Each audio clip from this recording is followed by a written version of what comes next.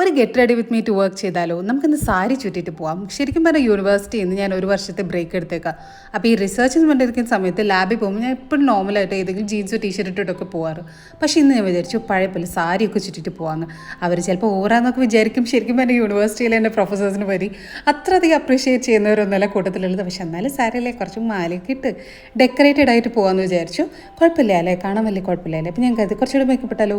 Makeup ഇട്ടപ്പോൾ കുറച്ചുകൂടെ സുന്ദരിയായെന്ന് എനിക്ക് എൻ്റെ കോൺഫിഡൻസ് തോന്നുന്നുണ്ട്. കമ്മലിടാം, എണ്ണ തേക്കാണ്ട് എൻ്റെ കേളി ഹെയർ സ്ട്രെയിറ്റ് ആയിരിക്കുന്ന അവസ്ഥയിലാണ് ഇരിക്കുന്നത്. അത് എനിക്ക് ഹെയർ സ്റ്റൈൽ കൂടുതലായിട്ടൊന്നും ചെയ്യാൻ പറ്റില്ല.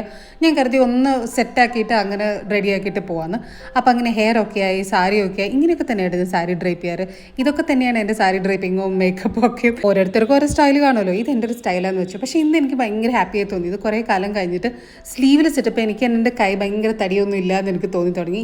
കുറച്ചൊക്കെ വെയിറ്റ് ഉണ്ട്, പക്ഷേ റെഡ്യൂസ് ചെയ്യുന്നുണ്ട്. അപ്പോൾ ഫോളോ ചെയ്യണേ. നമുക്ക് പിന്നെ വീഡിയോസ് ഇടാം. ബൈ.